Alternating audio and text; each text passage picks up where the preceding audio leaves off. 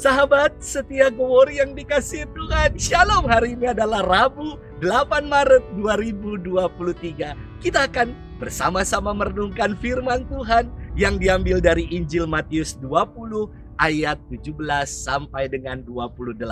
Kita siapkan hati kita. Terpujilah Kristus Tuhan, Sang Raja kemuliaan kekal. Akulah terang dunia, sabda Tuhan. Barang siapa mengikuti aku, ia akan mempunyai terang hidup. Terpujilah Kristus Tuhan, Sang Raja kemuliaan kekal. Tuhan bersamamu dan bersama rohmu. Inilah Injil suci menurut Matius. Dimuliakanlah Tuhan. Pada waktu Yesus akan pergi ke Yerusalem, Ia memanggil ke-12 muridnya tersendiri dan berkata kepada mereka, "Sekarang kita pergi ke Yerusalem, dan Anak Manusia akan diserahkan kepada imam-imam kepala dan ahli-ahli Taurat, dan mereka akan menjatuhi Dia hukuman mati. Mereka akan menyerahkan Dia kepada bangsa-bangsa yang tidak mengenal Allah, supaya Ia diolok-olok, disesah dan disalibkan. Tetapi pada hari ketiga Ia akan dibangkitkan." Maka datanglah ibu anak-anak Zebedeus beserta anak-anaknya kepada Yesus, lalu sujud di hadapannya untuk meminta sesuatu kepadanya. Kata Yesus, "Apa yang kau kehendaki?" Jawab ibu itu, "Berilah perintah supaya kedua anakku ini kelak boleh duduk di dalam kerajaanmu, yang seorang di sebelah kananmu dan seorang lagi di sebelah kirimu." Tetapi Yesus menjawab, "Kamu tidak tahu apa yang kamu minta. Dapatkah kamu meminum cawan yang harus kuminum?" Kata mereka kepadanya, "Kami dapat." Yesus berkata kepada mereka, "Cawanku memang harus kamu minum, tetapi hal duduk di sebelah kananku atau di sebelah kiriku aku tidak berhak memberikannya.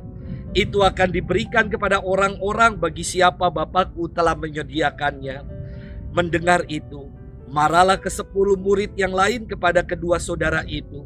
Tetapi Yesus memanggil mereka lalu berkata, "Kamu tahu bahwa pemerintah bangsa-bangsa memerintah rakyatnya dengan tangan besi, dan pembesar-pembesar menjalankan kuasanya dengan keras atas mereka. Tidaklah demikian di antara kamu. Barang siapa ingin menjadi besar di antara kamu, hendaklah ia menjadi pelayanmu. Dan barang siapa ingin menjadi terkemuka di antara kamu, hendaklah ia menjadi hambamu. Sama seperti Anak Manusia, Ia datang bukan untuk dilayani, melainkan untuk melayani dan untuk memberikan nyawanya menjadi tebusan bagi banyak orang."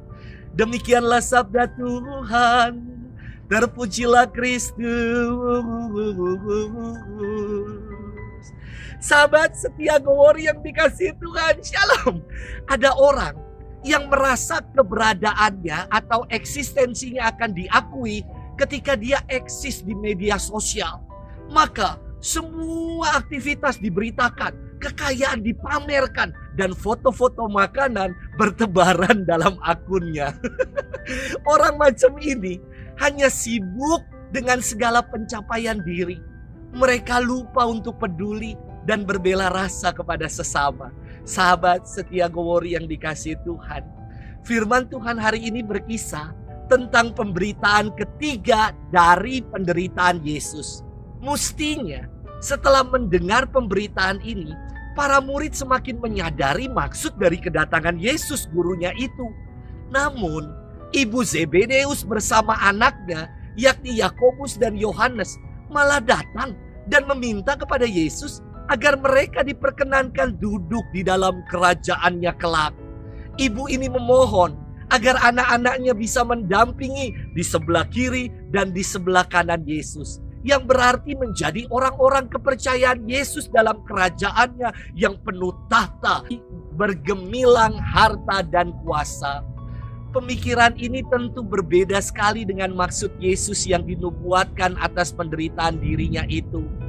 Ibu Zebedeus Dan orang-orang Yahudi mengharapkan Mesias yang akan membebaskan mereka dari penjajahan bangsa asing dan memulihkan kejayaan Daud.